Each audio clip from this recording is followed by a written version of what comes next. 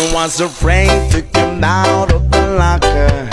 She wasn't nervous as she could be. She was afraid to come out of the locker. She was afraid that somebody would see. Assalamualaikum warahmatullahi wabarakatuh. Shalom, Om Swastiastu, Nama Budaya. Tabi pun. Ya pun. Perkenalkan, kita dari kelompok 3 ingin mempresentasikan hasil kinerja kita, yaitu dengan judul Mengelola Kinerja dan Mutu. Perkenalkan, nama saya Rizky Nanda Saputra.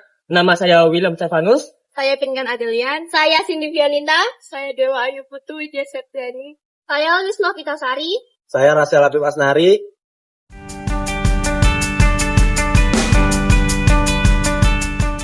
Saya akan menjelaskan tentang kontrol manajemen.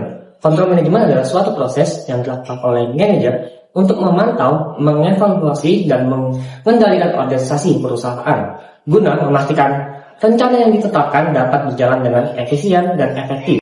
Dan ini melibatkan berbagai alat dan teknik untuk memahami, mengukur, dan memastikan kinerja yang sesuai dengan harapan. Jadi, kontrol manajemen ini sangat penting untuk organisasi mencapai tujuannya dan memungkinkan manajer untuk mengidentifikasikan masalah dengan cepat dan mengambil tindakan korektif untuk meningkatkan kinerja organisasi keseluruhan.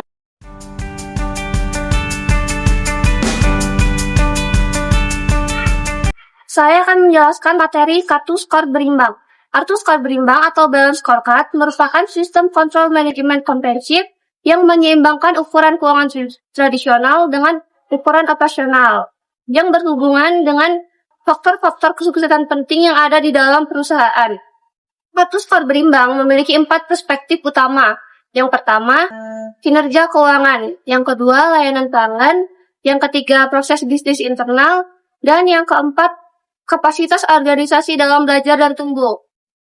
Digunakan di tingkat atas dan tingkat bawah organisasi sehingga setiap orang dapat mengikuti perumusan strategi.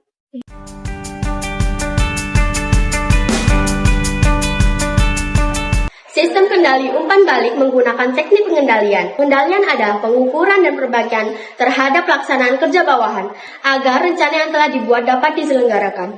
Mode kontrol umpan balik membangun tujuan strategis yang terbagi menjadi 4. Yang pertama, membangun standar kinerja, target sasaran, tujuan, upaya kerja karyawan dalam kurun waktu yang tertentu. 2. Mengukur kinerja yang ada. Dalam mengukur kinerja diperlukan indikator kerja. Ketiga, membandingkan kinerja dengan standar, mengungkapkan perbedaan dan penyimpangan.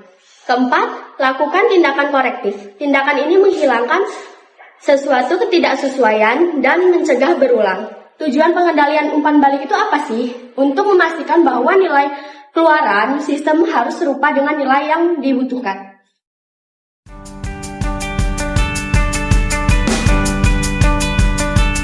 Kontrol keuangan. Kontrol keuangan atau juga bisa disebut dengan pengendalian keuangan merupakan upaya agar investasi, alokasi biaya, dan perolehan laba dapat berjalan dengan sesuai rencana perusahaan. Terdapat keuntungan jika perusahaan dapat memiliki kontrol keuangan. Yang pertama yaitu pihak manajer tahu kapan harus berhemat, berapa yang harus dihemat, dan berapa yang harus diinvestasikan. Jika perusahaan kehilangan kontrol keuangan, maka akan timbul kurangnya kesejahteraan, tujuan-tujuan keuangan sulit terwujud, terkena jeratan utang konsumtif, dan lain sebagainya. Tujuan dari adanya pengendalian keuangan itu sendiri adalah untuk mengetahui bentuk laporan keuangan, mengetahui teknik analisa yang dapat digunakan dalam menganalisa prestasi keuangan suatu organisasi, mengetahui proses perencanaan aktivitas selama jangka waktu tertentu yang disebut penganggaran, dan mengetahui manfaat dari pemeriksaan keuangan dan mengaudit.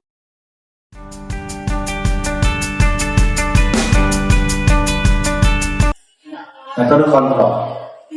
Kontrol organisasi adalah proses sistematis dalam mengukur dan mengatur aktivitas organisasi agar tetap konsisten dengan pengharapan yang terus dibangun dalam rencana target standar kinerja.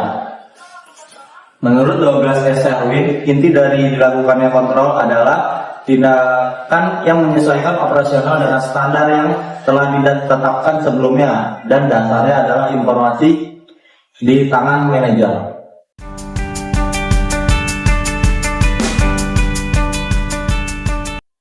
Pengertian Pengertian total quality management adalah pendekatan pada suatu organisasi yang berfokus pada kualitas dan didasarkan atas partisipasi dari keseluruhan sumber daya manusia yang ditujukan pada kesuksesan jangka panjang melalui kepuasan pelanggan dengan memberikan manfaat bagi anggota, organisasi, dan sebagainya.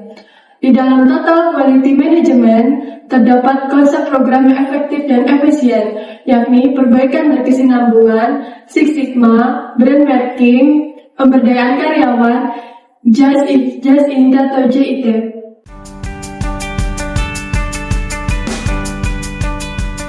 Quality control atau sering juga disebut dengan kendali mutu merupakan sebuah proses penelitian produk yang dilakukan perusahaan selama proses produksi yang berlangsung guna menjaga serta memperoleh kualitas produk yang telah ditentukan kriteria serta standarnya. Manfaatnya, supaya barang hasil produksi mencapai standar mutu yang telah ditetapkan, menguasakan agar biaya inspeksi seminim mungkin. Pentingnya tren pengendali mutu dalam bisnis. Dalam era bisnis yang modern yang penuh gejolak, di mana pesaing semakin ketat dan pelanggan semakin menuntut, pengendalian mutu tetapi menjadi suatu keharusan yang tak terhindar bagi perusahaan. Sekian presentasi dari kami akhiri. Wabillahi taufiq wal hidayah. Wassalamualaikum warahmatullahi wabarakatuh. Jangan lupa like, comment, dan subscribe. 트레저와 함께 달려 Ready for action, let's go. 저 건물을 찾으러